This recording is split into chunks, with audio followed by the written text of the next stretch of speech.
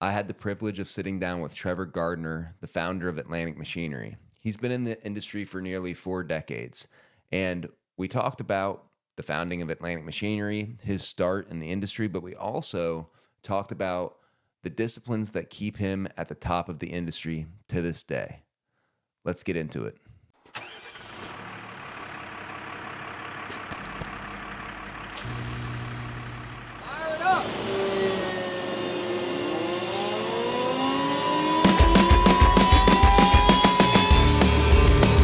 Some of the stories we can't tell.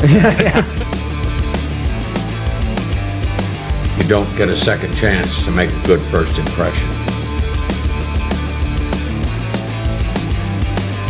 Now I actually Now you know me. Now I know you. Yeah.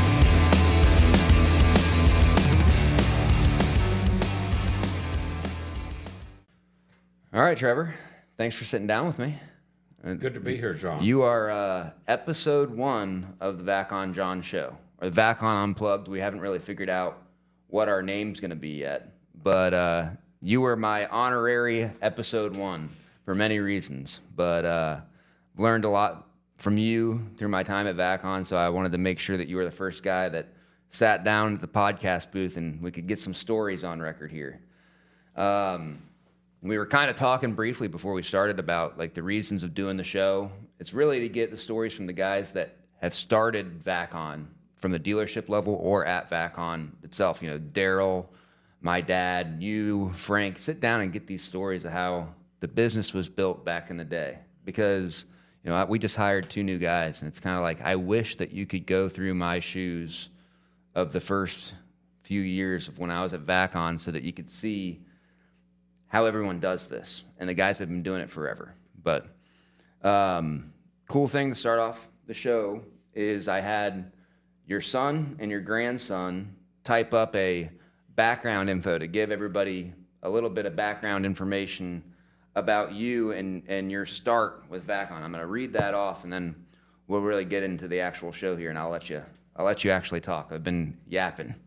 But to start off, so Trevor Gardner was working with another company in Baltimore in the mid-1970s, and he saw a need for industrial vacuum equipment in the D.C. areas.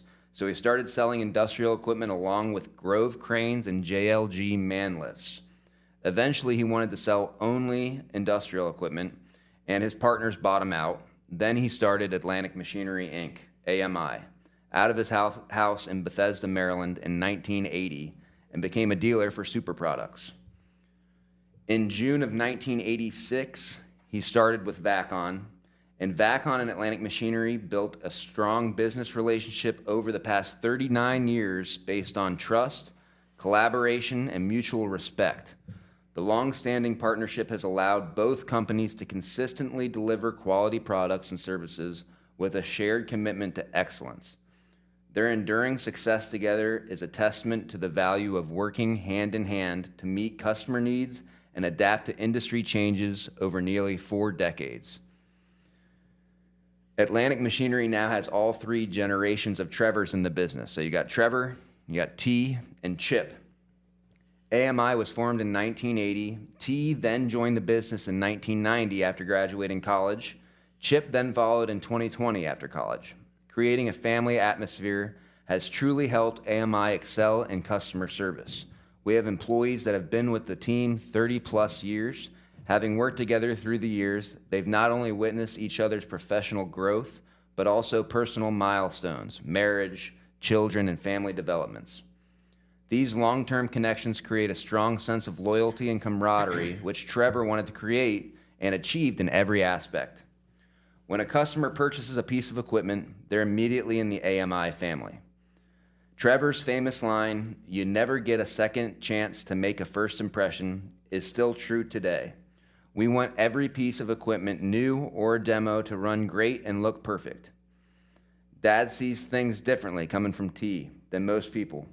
He loves solving problems. He and Tom Armstrong, who was a Vac-Con engineer back in the day, while doing demos in the field and having dinner together, designed the front articulating hose reel and the vacuum breaker door on cocktail napkins. Trevor in his early days was a draftsman. So to this day, he will draw up something for a manufacturer and send it to him. That's just who he is. Work is not work to him. It's a hobby, and he loves it. When he started the company, he was the only person, so he jumped in with 2 feet. He learned how to weld, paint, hydraulics, electrical, you name it, and he can do it. He is probably one of the best painters and welders, but he does it only first class. Failure is not an option, and everyone knows his perfection. It must be perfect or nothing else. Those are still some of the characteristics being displayed daily at Atlantic Machinery. He will talk to anyone who is interested in the product. It does not matter. It could be an operator, an owner, and a superintendent, whomever. He never asks who they are or where they're from until he has a chance to introduce himself and the product. Then he will ask the questions of who, what, and where. Trevor Gardner, a little intro from T and Chip. So, Trevor, that's your intro. Feel like they did a really good job with it. Very good job, John. And good job, T and Chip. Yeah. Just one little correction that we need to have in here is that we didn't actually start as a dealer with Vac-Con in 1986. We actually became a dealer June 1 of 1988. 1988. So it's really only 37 years. 37 years. Still close to 4 decades. But we were working with Vac-Con, and Vac-Con built some dual fan machines for us. We were a Vactor dealer at that time, but Vactor wouldn't build them, so Vac-Con did. That was your air movers. Yes. Yep. So, how did that? What was? I know I know the background on it, so I'm kind of probing a little bit here. But so from 1986, that's the Daryl, the founder of Vac-Con. He kind of started Vac-Con at 1986. But wasn't there some sort of threshold where you're just like, Daryl, I need to see you building trucks for about a year, and then I'll branch off into it. But I need some security here. Yes. We had been through with Super Products the earliest days of a new product. And they brought out the Camel, and we lived through it. And I say lived through it because we survived, but it wasn't pleasant. So I suggested to Daryl that after he had built 100 machines, we would look at becoming the dealer. Because by this time we had a family, and a number of employees who all were dependent on me and Atlantic Machinery. So we continued to. Daryl would stop by and show us the latest machine. He was on his way up to work with Dave Barabee or what have you. But Daryl was very hands-on. He was the demo operator at that point. And it was a great thing. He'd be out there demoing a machine in a coat and tie. Yeah. And people couldn't believe it. This guy's got to run the machine and clean a sewer with a coat and tie on? Yep. Just watch. No problem. And he won't even be dirty. Yeah, nice and clean at the end. And any rate, he called me one day and said, is 99 close enough? I said, absolutely. 99's as good as 100. Yeah. So he said, I'd like to come up, bring a machine, and we'll go do some demos. So we came up with a plan together. And he said, what color do you want the machine to be? And we decided silver and red stripes. And the machine came out a little bit on the pink side, but it was... The red primer? No, we're not sure why, but everything was being painted, by a third party at that point. Yeah. So the plan was that we would go do 2 weeks of demos. And we decided ahead of time that if 10 of the people, we decided to try and see 14 people. And we lined up the demos. We did a week, then we took a couple weeks off, and then we did a second week, as neither of us could afford to do 2 weeks together at that point. The goal was if 10 of the 14 people say we should switch to Vac-Con, then we would make the switch. Really? So it was make or break for Daryl. So he was selling his butt We had a off. challenge. Yeah. And we wanted it to be good, We set it up. We told everybody when we went in there that we were going to ask them at the end, do you want us to be a Vactor dealer or do you want us to be a Vac-Con dealer? We cannot be both. And so we're going to ask you for your opinion. We told them that before we went out and demoed. At any rate, we did 14 demos. All 14 told us we should be a Vac-Con dealer. Wow. So the deal was set. The 14th guy gave us a lead on a guy he knew who was just about to go into the business of sewer cleaning and storm drain cleaning. He called the guy, we went over and saw him, he bought the truck. We were still a Vactor dealer. Oh. And so Vac-Con had to sell that. The very first truck that we did, Vac-Con actually sold. Sold it straight up. And at any rate, it was a real adventure. And it was great fun to go out and hear what people thought when they saw something new. When you were doing the 14 demos, was it the same territorial area that you guys, Maryland, Virginia, DC, greater DC Maryland, area? DC, and Virginia. Yeah. And we did mostly Virginia one week, and then a couple in DC, and then we did Maryland the second. It's kind of similar to how we do it now, I guess. Still the same planning went in it. It's not like Daryl was driving north south the whole time. Oh, no, you guys. no, and we traveled together. Yeah. We enjoyed it. We had a wonderful time doing it, and it was wonderful that it worked out the way it did, and that people thought so much of this new machine. Mm-hmm. At that point, we were competing against the 810 and the 800 and Vactors, and the Vac-Con right then just looked tremendously new. And not so much today because the difference is not so wide anymore. Right. They've closed the gap. Mm-hmm. But back then, there was a huge difference. Well, and so one of my biggest I got two questions, but one of them, what back then when Daryl started, so I'm assuming that this is truck 100 something that was this demo, or it was just under sub 100. It was truck 99. Truck 99, what you were demoing with him. Is this a dual engine truck, a fan truck? What was it a dual engine fan? It was a dual engine fan truck. Probably one on those old Fords. Or Yes, was it? absolutely. Yeah, on the what was it, L8000. Yep. I just remember in my house I have the trade show pictures up. My dad standing in front of one of those things. Fixed boom. Just no telescoping boom. No, we had a telescoping boom. You had a telescoping boom back then? But only the 6 foot. 6 foot boom. telescoping It's just crazy how much the truck has changed from looking at pictures back then, and what you guys were selling. You were really selling, the option content was much smaller, and you were focused, and you were selling that truck.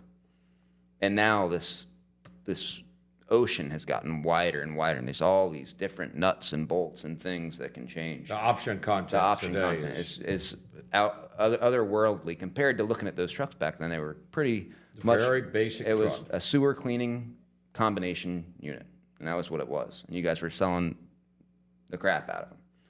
The other question I had was, so we figured out when Daryl was able to break in and ask you guys to become a dealer, how'd you meet Daryl? What was the first time you met him like? Oh, well, that was probably in 1982 or 83. Dave Barabee was the Vactor rep. We were selling Super Products Camels, and the story I heard from Dave was that Daryl told him to go meet me, find out what I was doing. If he didn't have anything to do, follow me. And I ran out of fuel in a Camel on the side of the road, and Dave later told me I was following you that day, but I couldn't let you know I was following you. He couldn't get you a can of fuel. And he couldn't drive me to get the fuel. I had to stick my thumb out and get a ride to the fuel station buy a 5-gallon can and then come back and put it in. So And David was actually right there. he was working for Vactor, the manufacturer. He wasn't a competing Vactor dealership. He was just No, early on, he was a rep, the Vactor rep. like the regional But, guy yes, back then. exactly. But then he became the first Vac-Con dealer. Right. But at the point we're talking about here, he was still working for Vactor, And Daryl was too. and Darrell was too, because Yeah. this was like late 1982, Yep. early 1983. And eventually David and I met and got to know each other. And then he brought Darrell in, and the three of us had dinner. And then we had dinner again a few weeks later. And I was convinced at that point that you had to have a PD blower, because that was my only experience, that you had to have the suction system be a PD blower, and that I didn't know what a fan system could do. And I learned. But I didn't actually become a Vactor dealer until Vactor built the first PD blower machine. So Super Products was making the PD blower trucks before Vactor even was. Yes. Yeah. That's interesting. But they were not making they didn't make any fan trucks. No fan trucks. Only PDs. But I thought the PDs were better, because that's all I really had experience with. Yeah. And then, getting into the rabbit hole now of the sales reps really understanding the conversation of talking the differences between a fan and PD blower is huge for the Vac-Con team and all of the dealerships. But I It's imagine so important now. it's so important. No, because we have both. Right. And we're the only company offering both. So it's very important to know the differences between them, where each one of them shines. Yep. And where their strengths and their weaknesses Well, are. and that's the big thing when I'm teaching in the Vac-Con schools that I'm putting on. I don't like saying the pros and cons of a PD blower and the pros and cons of a fan, because there's situations where someone needs a PD blower and there's situations where people need a fan. I talk about the benefits of a fan and the benefits of PD blower instead of putting a con on either one.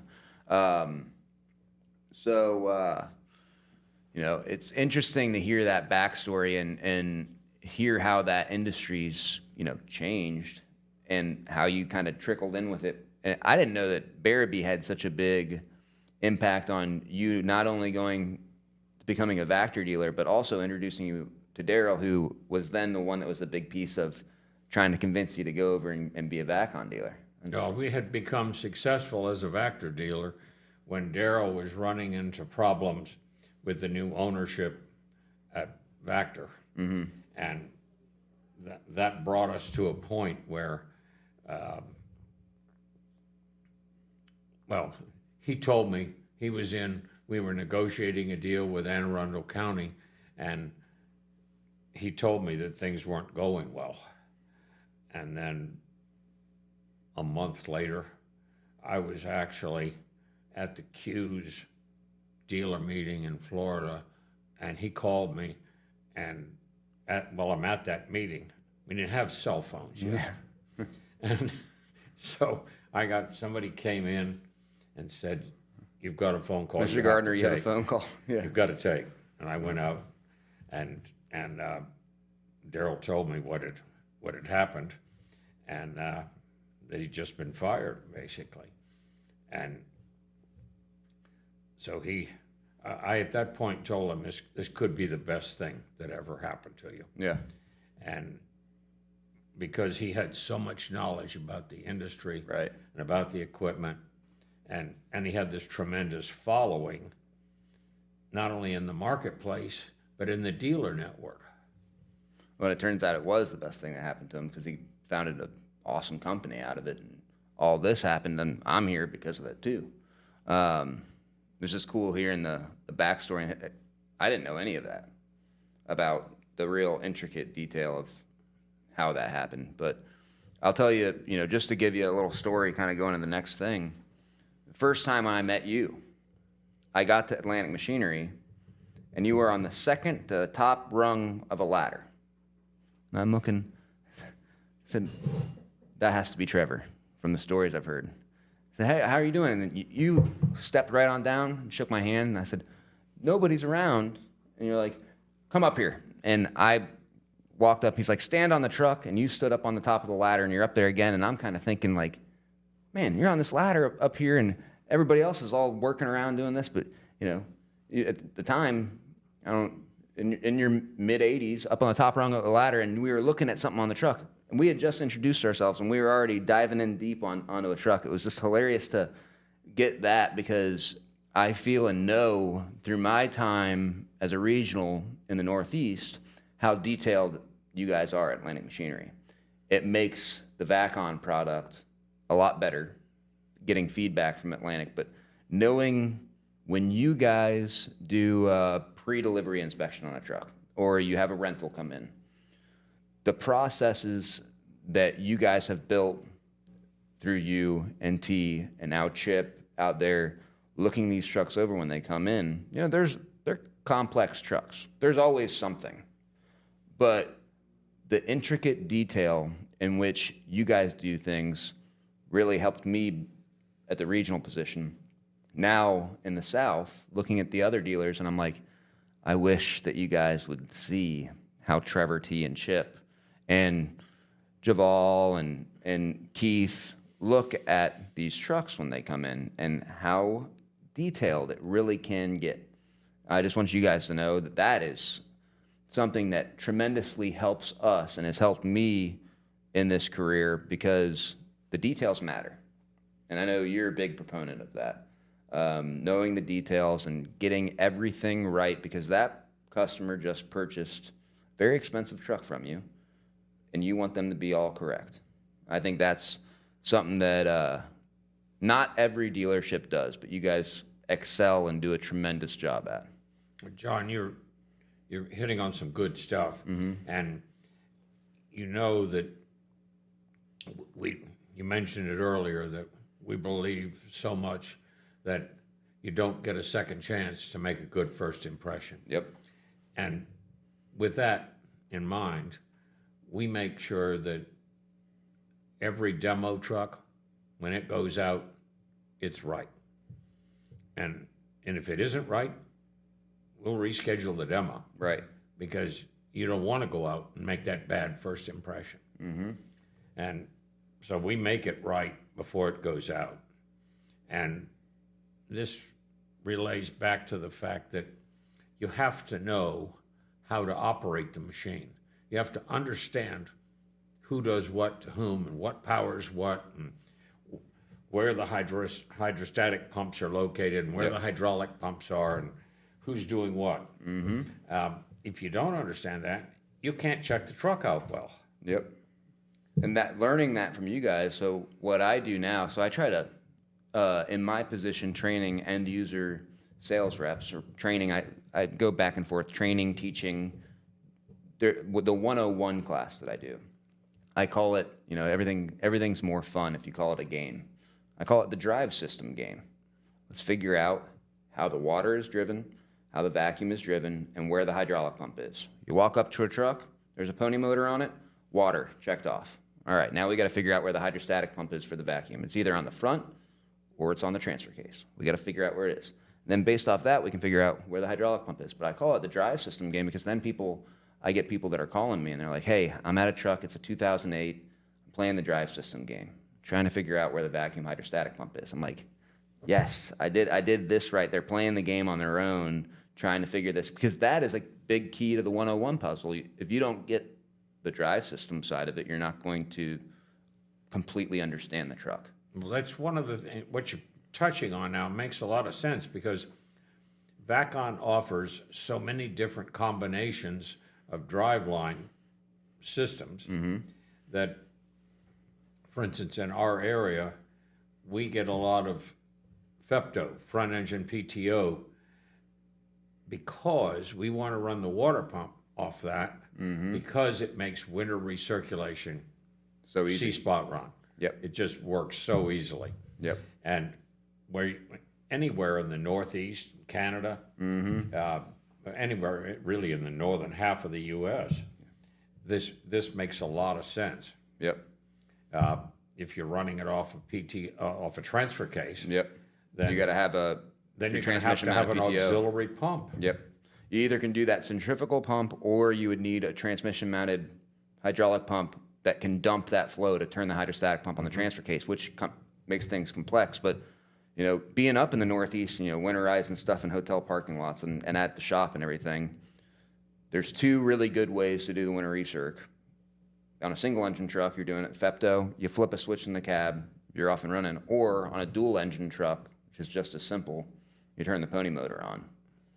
So those having either one up in the Northeast is key, because you got winter recirculation at a flip of a switch or a push of a button. If it's a dual engine truck. Either one. And for you guys, it's huge. I mean, how much snow did you guys just get this past week? 6 or 8 inches. Oh, even more. More, huh? Yeah, he's going up. But even I saw all my friends. So I lived in Richmond, Virginia for about 3 years. But all my friends that are there were sending me pictures of the front porch. They even down in Central Virginia got a nice 5-6 inches or so.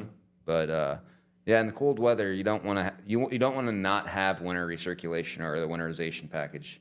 So what you're saying, and it's all very true, is that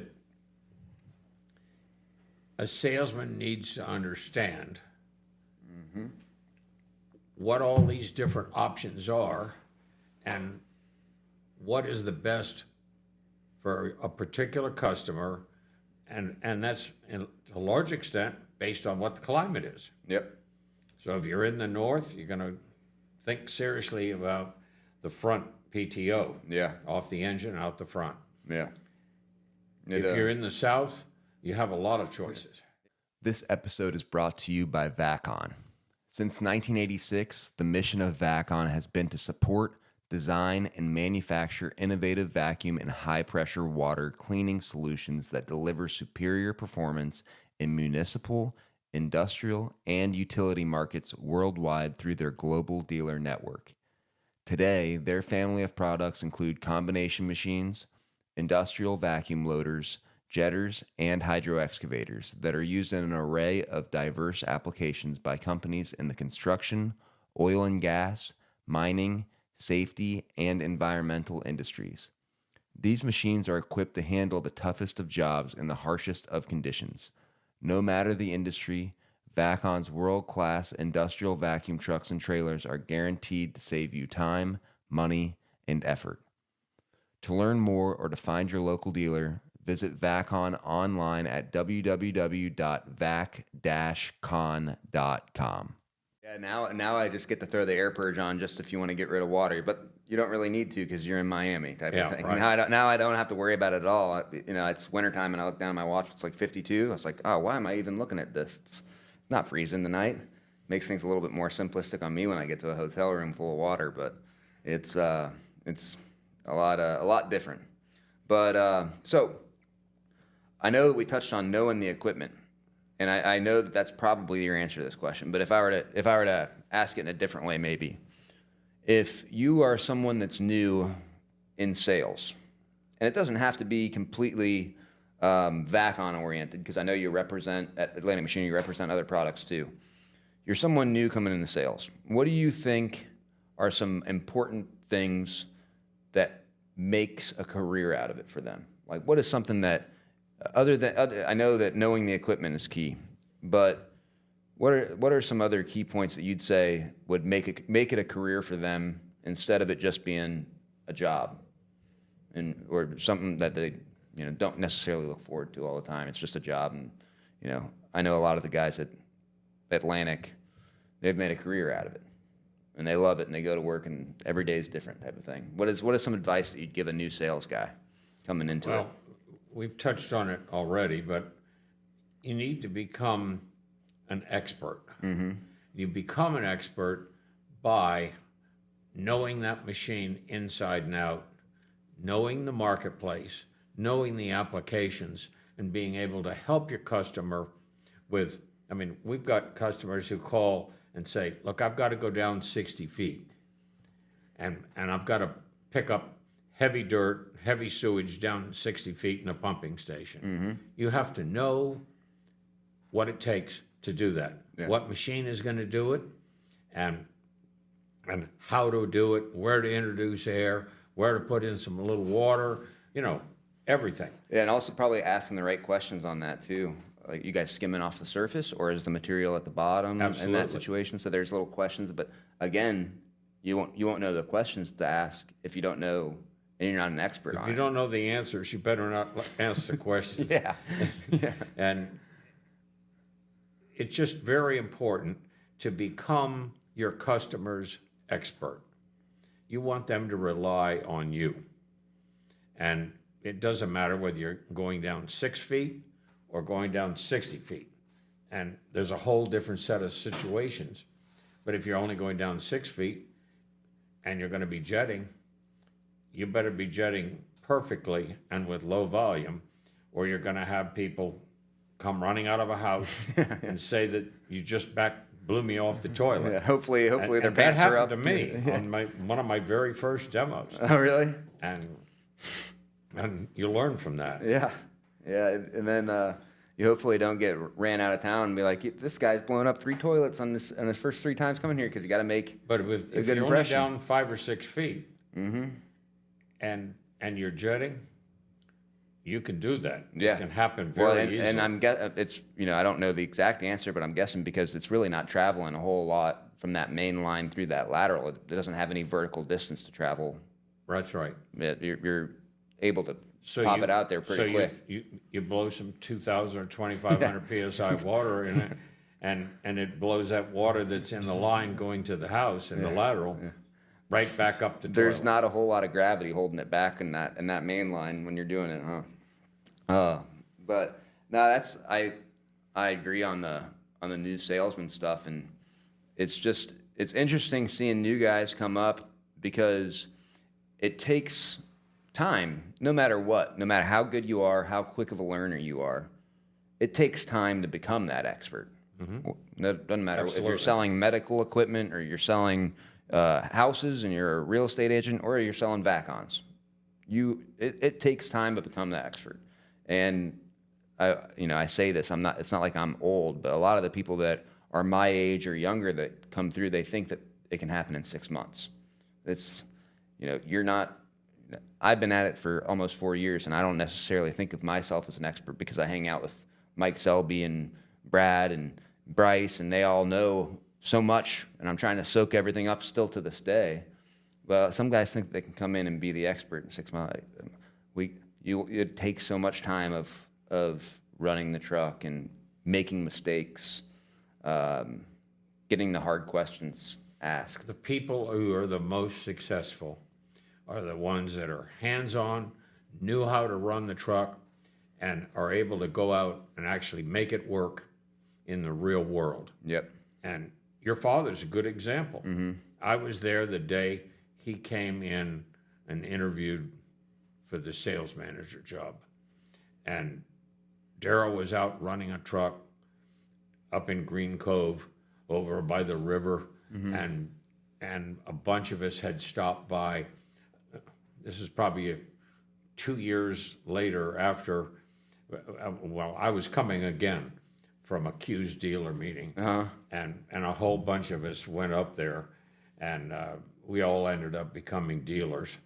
And Grady Adams. Yep. I was going to ask who the crew was. And Grady was with us. Yeah. And that day, your dad showed up. It was the first day I'd ever met him. Really? And So he the at that rest time is he history. was Now probably he's president of the company. Yeah. And so at that time he was probably coming from Louisiana, he was. because he was working in Covington, He was. and so he was interviewing for the sales manager job just by circumstance. You guys were leaving by the Q's meeting and driving by at that same And time. we were all there watching Darrell run this machine, and we all wanted to run it. Yeah. Because if you had run the machines, you knew how they felt, how the strength was, what the suction was like, and how the hose reel worked and the boom worked and so on. So you could compare them very easily. And since your dad had spent a lot of time at Vactor, he knew even though at Covington he wasn't spending full time. Right. think he was doing like mowers and stuff, and Yeah, I think at that point he may have left Covington and was actually at Tiger. yeah, I think he was at that point. From But what at any rate, it was. he knew, he had the like riding the bike. He might not have ridden that bike and ran that truck in the past couple of years, but as soon as you get back on, it kind of comes back to you a little bit. Oh, yeah. I even get that sometimes, like when I took a break for Christmas and I hadn't ran a truck in a couple of weeks. I'm like, I'm a little rusty, and then I'll use it for a little bit. I'm like, all right, I'm back. I got it. Yeah. I'm using it again. Give me 10 minutes. Yeah. Let me rethink here what I'm doing and make sure I'm doing this right. But that, talking about my dad, that gives me to another good thing that I wanted to talk about with you is the family aspect of it. It's funny, when I was in the Northeast, a lot of the dealerships that I worked with were a family, run. I don't know about 3 generations, but you had a father-son or a father-daughter running things. I kind of get that a little bit down here too with Russell. He's like that, and I have some family aspect to it too. And now, I don't work directly with my dad every day. We're kind of separated. He's always at the office, and I'm traveling around all the time. What's something that really,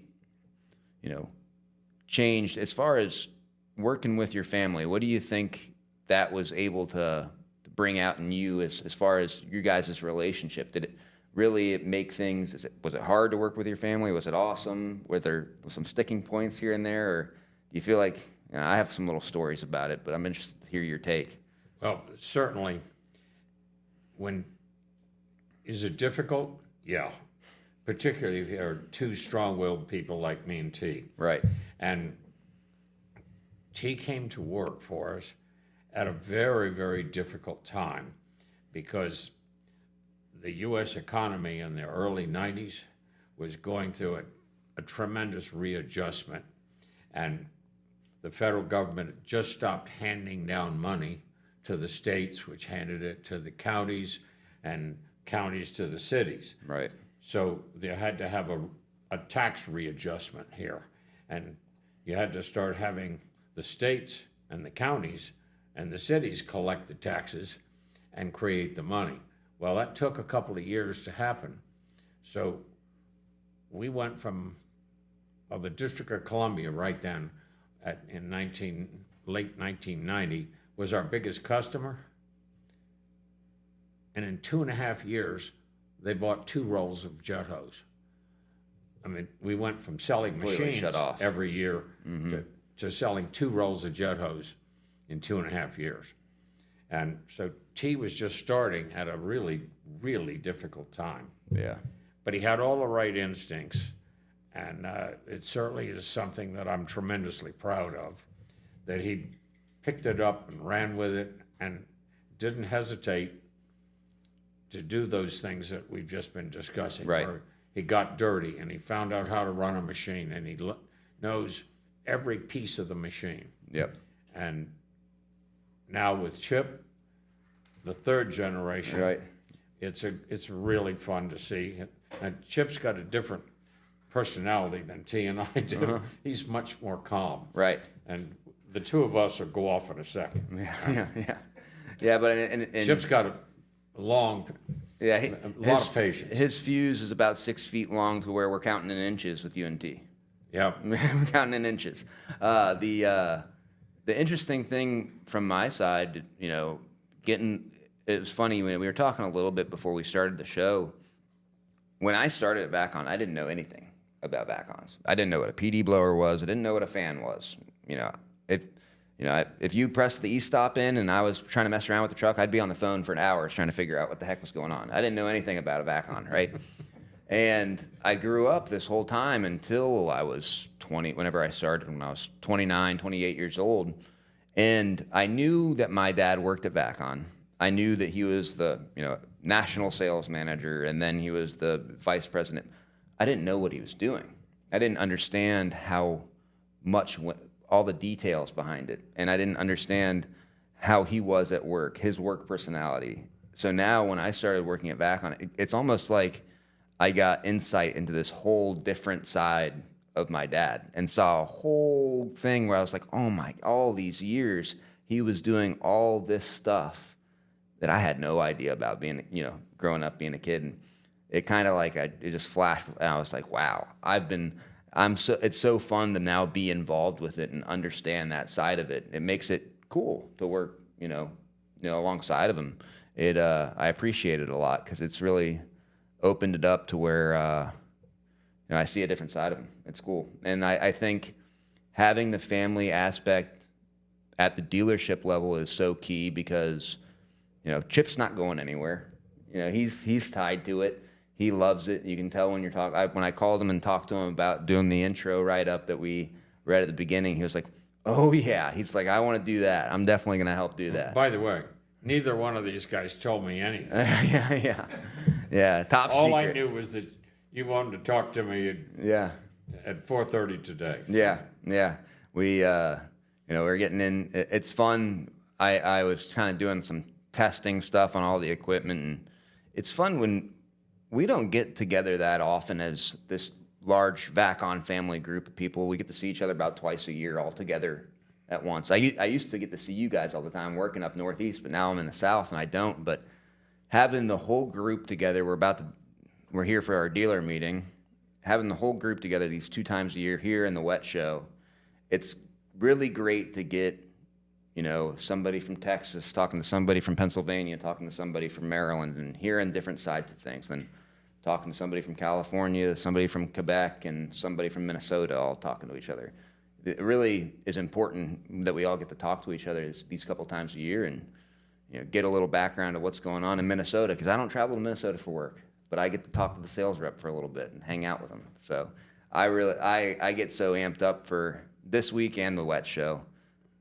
I get so excited for it because I feel like I learn so much from people that I talk with here. So it's cool to have you guys here.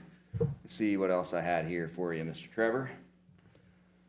So one good one. So I asked my dad too. I said, "Dad, think about some questions for Trevor." He gets to thinking. He's like, "Well, how long do I have?" I was like, "A week." He's like, "Okay, I'll think of something." And then he's sitting in his office and his legs moving up and down. He's tapping. Comes back about 5 minutes later. He's like, "So, there was one time when I was doing demos up there. This must have been either really late 80s or early 90s, I'm guessing." And he said, "I stayed at Trevor's house. And we had a long day, and we got back and we were waking up early in the morning. And, staying at Trevor's house. So, I go, I'm not, I might get some water or something, but we're getting in, we're sleeping, and we're leaving again. Well, he showed me to the spare bedroom. I put my suitcase down and slept and woke up the next morning, but then Melissa found out that he didn't have sheets on the spare bed, and she was pissed. And he's like, "I didn't really care because I had a place to sleep. But when she found out that he didn't have sheets on that bed, boy, she was pissed." So he's just sleeping on the bare mattress. He's like, "Tell Trevor that one. He's going to get a kick out of it." Oh, I remember it well. Yeah. I remember it well. I got chewed out big time. It sounded like it. "Where did he sleep? There are no sheets on the bed in there." The other good one, because I've even done this with you a couple of times. We were somewhere in Maryland, and he's like, "The other thing, if you're out with Trevor doing demos, most of the time for your demo lunch, it's a 7-Eleven hot dog." And I said, "Yep, I've had the stop for the old hot dog." And Daryl used to give me a hard time about that, but it was the fastest thing we could do. Yeah, and we we got were place to always be. trying to do a demo in the morning and another one in the afternoon. Yep. So if we didn't have much time, Yeah. and driving from one demo to the other, most of the time we'd drive past the 7-Eleven, so we'd get a good hot dog. Yeah. And That's Keep got somewhere to be. We're going. But that's funny. It was one of his deals. So last couple things I got for you. I really wanted to ask, one more business side things. I know that you guys are at Atlantic Machinery. You guys are heavy on rentals, and that's a big part of your business. It's something you guys do really well. How hard was it for you to get started on the rental side, and what has it done for your dealership as far as, You know, I know it helps with availability. I know it helps from the contractors, but what has it really done for you guys and helped out to have that rental program? I think it's helped in a number of ways. You said, how difficult was it to get started?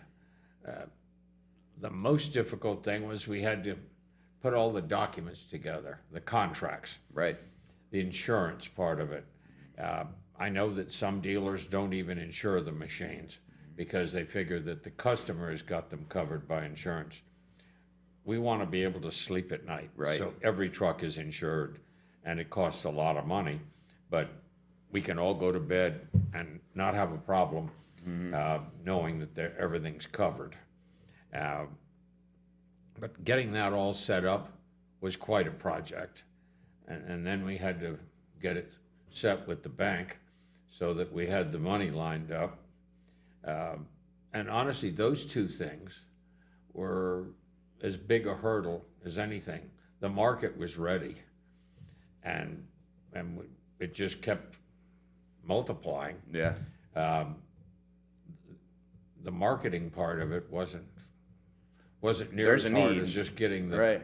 basic things set up, and then the advantages have been phenomenal because we've been able to help out people when their truck is in for service or when the Vac-Con is in for service. Yeah.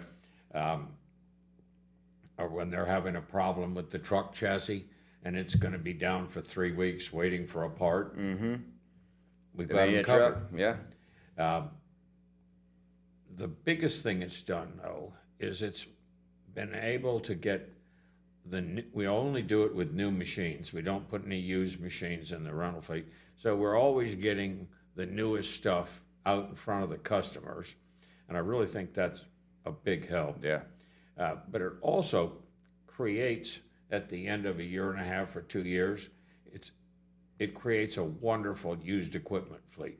Especially because you guys are the ones taking care of. Because we've done the maintenance on them. We know the trucks intimately, and we don't have a problem with saying it's a really good truck. Yeah. And Well, you know that every used truck is not great. Right. Yeah. Not all used trucks are built the same, especially the ones with a nice new fresh coat of paint on them. Sometimes that little red flag goes up sometimes, but it's interesting because you guys do know that truck like the back of your hand because you have this rental truck that you spec out is really what I call like the bulletproof truck.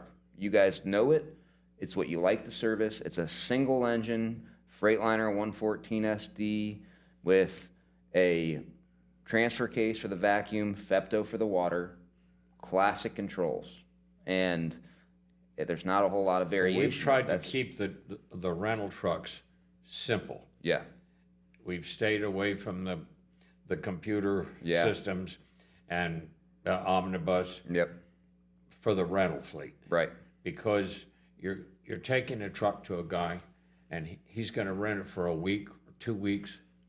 If you have to spend 2 or 3 days teaching him how to run it, you Yep. can't make any money on it. Right.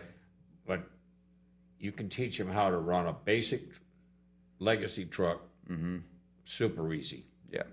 And with you guys having the repetitive, as far as the option content goes, it all being very, very similar, it's easy when one rolls in. If there's an issue, the guys are going to find it pretty quick. You guys, service guys, are going to find it. They're going to know where the issue is because that AMI truck is like the back of their hand. Yeah, and then we've got a lot of contractors who have bought those trucks. Most of them are rented with an option so that they can buy them at the end. Yep. Many of them are, Right. at least. And there are a lot of them out with contractors. So we know those trucks as they were all rental trucks. Yep. And I think that we've settled on a good option content that works well for our area. Yeah. It covers all the bases. Yeah, we're just about to start adding pro reels because that's something we want out there in front of the customers, and we really think it's been out there long enough. And you guys are the only game in town doing it. and it's such a game changer as far as the safety side of working the truck and putting it in a place that makes sense for the operator.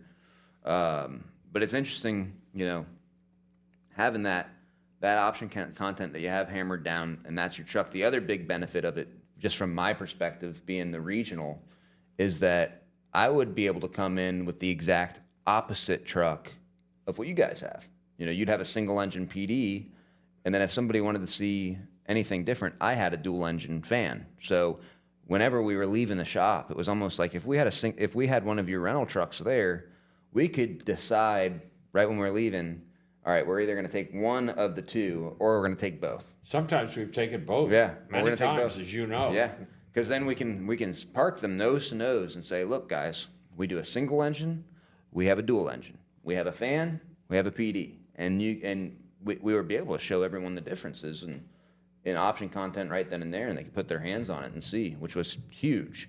And that's why I encourage our dealerships to where if you're going to buy a demo unit, copy someone that's doing it this way, like an Atlantic Machinery or a Pierce Eagle or a Best Equipment. These guys, they found a way that this works. That way you don't have to, they might have a little niche geographically of figuring out how it works with them, but it's like you guys have done the legwork and figured out, hey, this is our bulletproof truck. All right, copy Atlantic Machinery and what they're doing, because they found the bulletproof. You just have to get the knowledge of figuring out that's your bulletproof truck. You don't have to reinvent the wheel with option content and get out there and build a truck. Yeah, learn from somebody who's already done them, Yeah. made the mistakes. Right. The same thing, making the mistakes and doing that. But no, is there anything else that you'd want to bring up or talk about? That's about my end of my list there. I know that it's almost martini o'clock for our cocktail hour. Well, I think the dealer meeting. you've done a very good job, and I want to tell you how much we appreciate working with you in the Northeast. Yeah, well. And it was a hell of a shock when we found you weren't going to be with us any longer, because you were the best thing we ever had. Well, thank you. I really appreciate it. It's sad because I miss being up there too. I wish I could just bounce all over the place, but the one big benefit is being born and raised in Jacksonville is that we got to move back home. But now all the time, my wife really misses Richmond too. So it's kind of like, all right, we can't live both places. I am a sewer truck salesman. I'm not a billionaire, but we will be able to live wherever we want. And it's been nice to be back in Jacksonville, be back home close to everybody. But the sour part is that I don't get to go bounce around on demos with you all the time. But Yep. We'll get there again. I'll have to come back and visit and do that. But I appreciate you sitting down with me. Like I said, being episode number 1 for a reason. I really wanted to sit down with you because I learned so much from you guys. And one thing that these segments where I sit down, very few people will I say this, through the years, but I really think it's kind of quirky in the way I say it, but I'm coming up with the guys that I sit down with that are like you, that have come up from the beginning. I'm calling the Vac-Con icons. I really do think that you're an icon in this industry with all the products that Atlantic Machinery represents, the way that you guys are as a dealer and the way that you guys present yourselves, how detailed you are and throughout every aspect of the rental side, the sales side, the service side, parts. It's the way things should be done. I just really appreciate you coming and giving your knowledge to everybody that's watching. John, thank you very much. Yeah. Thank you. Appreciate your Trevor. comments, and it's great to work with you. Yeah, we're looking forward for a good week for the dealer meeting. So thanks again. Absolutely. All right, Trevor.